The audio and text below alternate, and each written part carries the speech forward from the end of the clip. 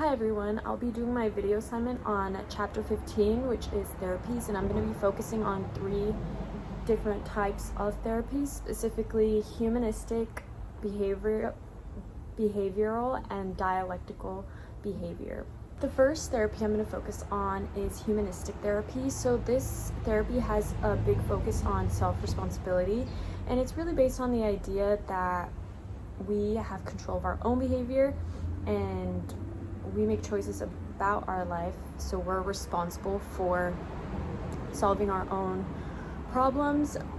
And in this type of therapy, the therapist is more of a coach, kind of guiding you to figure out your own problems and solve them yourself rather than telling you what you should do. One example of this is Carl Rogers' person-centered therapy from the 1950s. So the goal of this type of therapy is to help a person become self-actualized. So if you guys remember Maslow's pyramid of hierarchy, the top part of the pyramid is self-actualization. And basically this therapy wants to help people reach their full potential.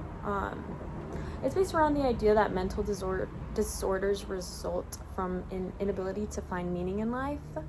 So that it aims to help you find your own meaning and become self-actualized. There's 4 different techniques that therapists use.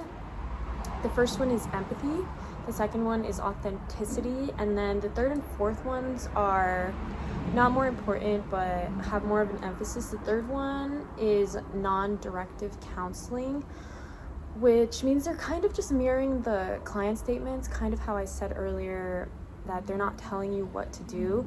They're asking you questions to help you clarify what you think.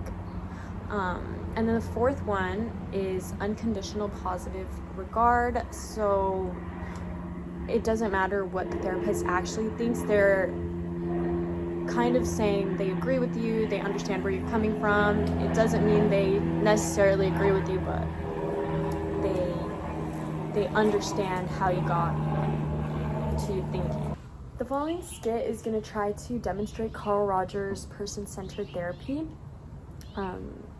using the 4 techniques I mentioned previously and just mirroring the answer of the patient. So what's been going on with you? I've been having issues with my friends. So you've been having issues with your friends. Why do you think that is? They just annoy me a lot, and Okay, they annoy you. What do you feel are some things they do that annoy you? they are always talking to me, and they're always annoying me. Okay. So do you think that it's behaviors they need to change, or do you think you're getting more annoyed than you should be?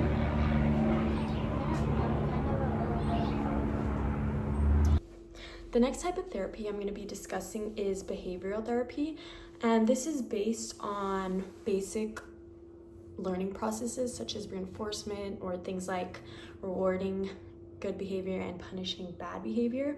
And I'll be demonstrating some of these learning techniques with my dog. Lorelai, come. Lorelai, come.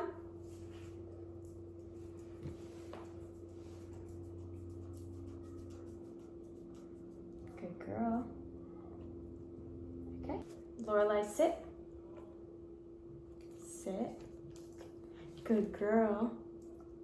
So as you guys can see, I taught her how to sit by giving her a treat. So now, usually only if I have a treat, she'll do what I say. And if I say sit, she knows she's supposed to sit, and then she'll get a treat.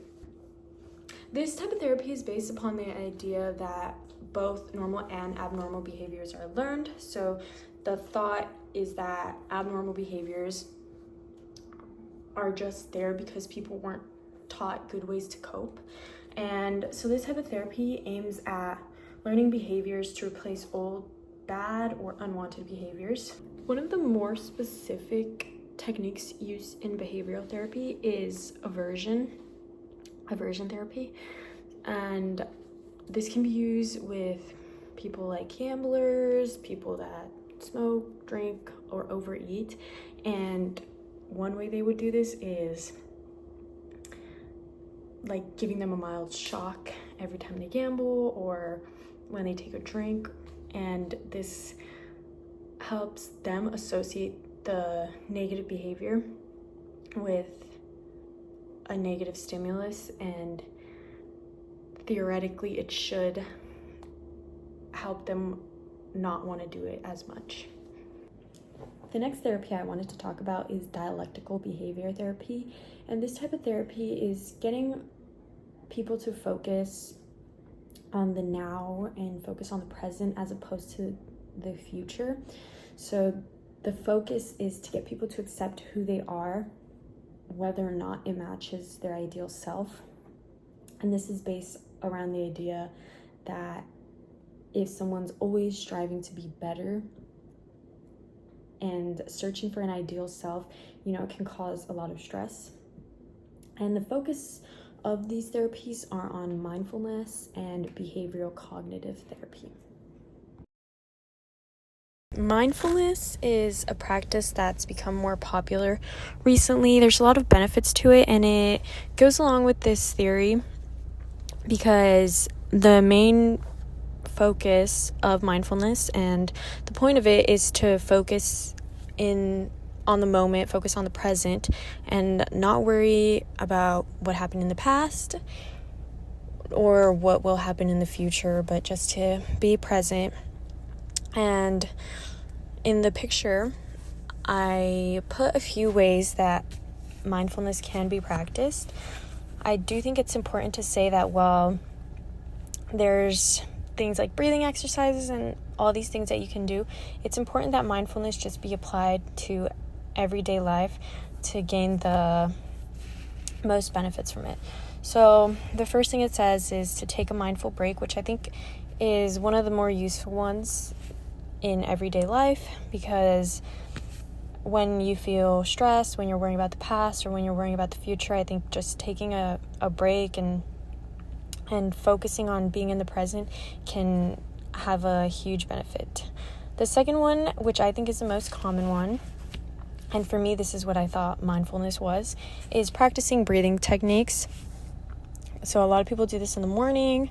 They just focus on their breathing, and that it's used in like yoga and things like that. It helps ground you and it helps you just be present. So that's one of the techniques that can be practiced, but that's not really something you can realistically do all day long.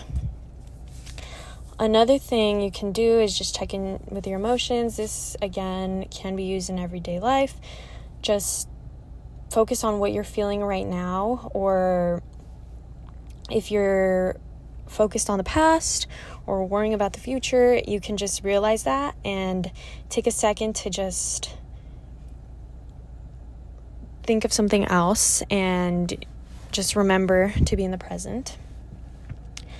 Another one that can be used in everyday life is to use senses to observe an object.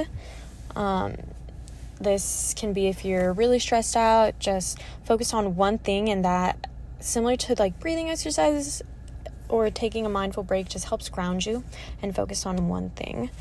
Taking a mindful walk, again, if you're at work or something, you obviously can't just say, okay, I'm going to take a walk, but this could be something you could do before work or before school or after work or school.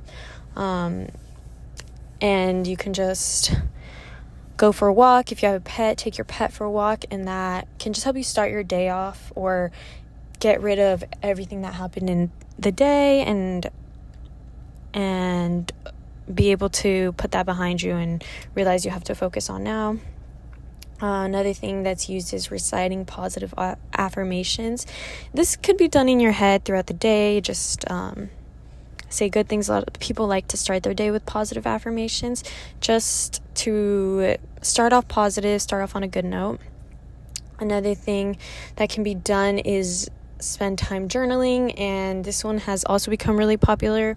Again, it's not something you can really do at school when you're driving or something like that, but when you get home or just before bed or as soon as you wake up, you can take the time to journal. And for example, if you're worried about something that happened in the past, as you're writing, you'll take note of your emotions and you'll be able to remind yourself, the past is in the past, not to stress about it.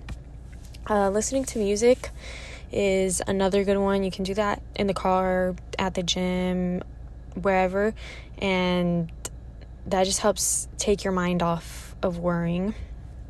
And then practicing yoga or stretching, I think, is similar to the breathing techniques. And drawing, coloring, doodling, or spending extra time outside is just some extra stuff you could do if you feel extra stress. You can just